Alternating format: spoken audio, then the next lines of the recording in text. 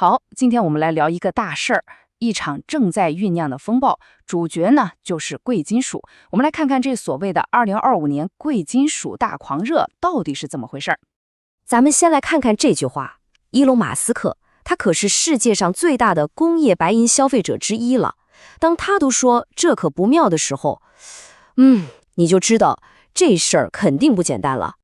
那到底有多不妙呢？看看这个数字，加170%，这可不是什么小股票，这是白银在2025年一年的回报率。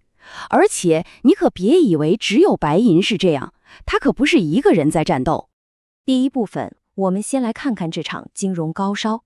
到了2025年底，贵金属市场已经不能用涨来形容了，那简直就是一场大爆发，直接把各种历史记录全都给撕碎了。你看看这些数字，简直是疯了！黄金一年里头创了50次新高，白银和铂金的涨幅都超过了170%，尤其是铂金还创下了有史以来最大的单周涨幅。这已经不是普通的市场波动了，这简直就是一场狂潮。所以啊，就像这位分析师说的，金融的温度计快爆表了。那问题就来了，这到底是什么病？这么高的烧，病根儿在哪儿？好，我们来给这个系统诊断一下。其实啊，这并不是一天得的，它更像是一种慢性病，拖了很久，然后突然遇到了一连串的急性打击，一下子就爆发了。这个慢性病是什么呢？简单来说，就是大家对政府印的钱，也就是法定货币越来越没信心了。而这一切的根源就是对美国国债的担忧，大家开始怀疑这债它真的还得起吗？这就引出了一种策略，叫做货币贬值交易。你看，美国债务都飙到38.5万亿美元了，美联储还降了3次息，这不就是在告诉大家钱会越来越不值钱吗？所以投资者怎么办？他们就开始疯狂买黄金、白银这种硬通货来保护自己的财富。所以你看，整个游戏的规则都变了。以前我们总说利率高了，金价就得跌，但现在呢，完全不是那么回事了。黄金已经和利率脱钩了，它现在追踪的是整个金融系统会不会崩盘的风险。以前是美联储说了算，现在呢，感觉是财政部发债的需求在逼着美联储做决定，这是一个根本性的转变。好，说完了慢性病，我们再来看看那些急性冲击。如果说之前只是发烧，那接下来的这些事儿简直就是火上浇油，直接把火烧成了燎原之势。你看，地缘政治上也是一波接一波。美国封锁委内瑞拉，影响了能源安全，马上就推高了油价和金价的关联。G7 冻结俄罗斯资产，这下可把各国央行吓坏了，赶紧囤积实物黄金。然后美国又把白银和铜列为关键矿产。这一连串操作下来，黄金白银就不再只是一个避险工具了，它变成了一面金融盾牌。不光是投资者，连国家都觉得没它不行。说到这儿，我们得单独聊聊白银和铂金这两个难兄难弟了。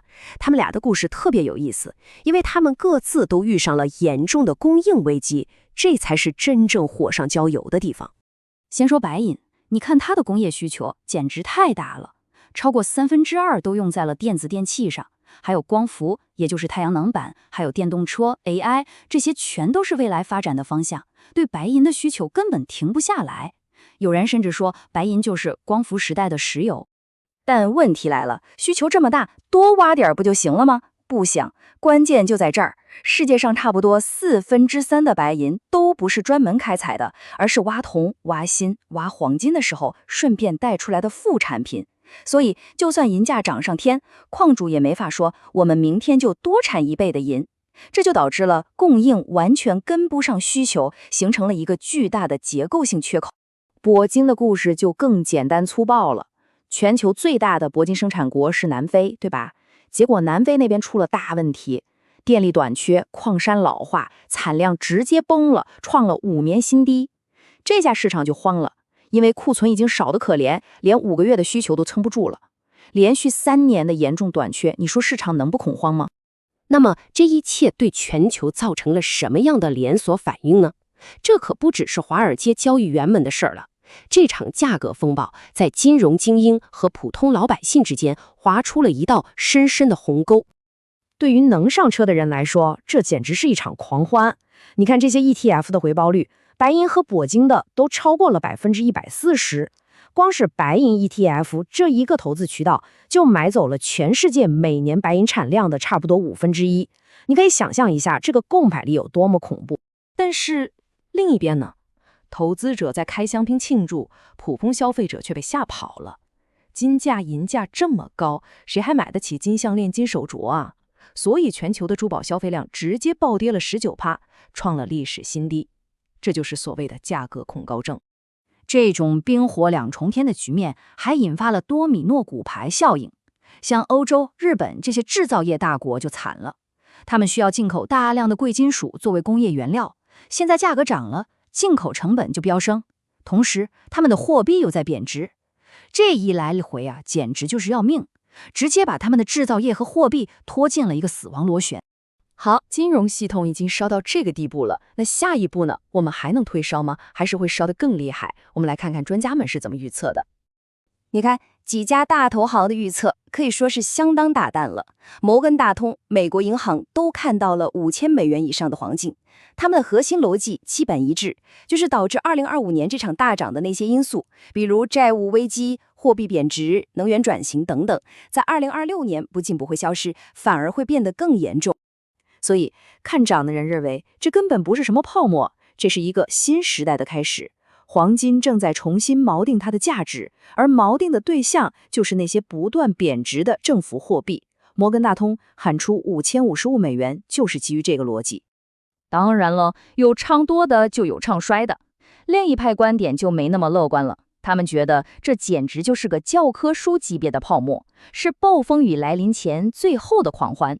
他们甚至拿1980年那次著名的大崩盘来做比较，认为历史可能要重演了。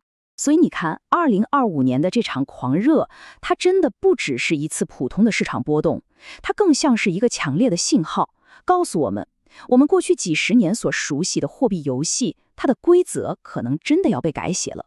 就给我们每个人都抛出了一个非常现实也非常重要的问题：当潮水改变方向，当游戏规则被重塑的时候，你会站在哪？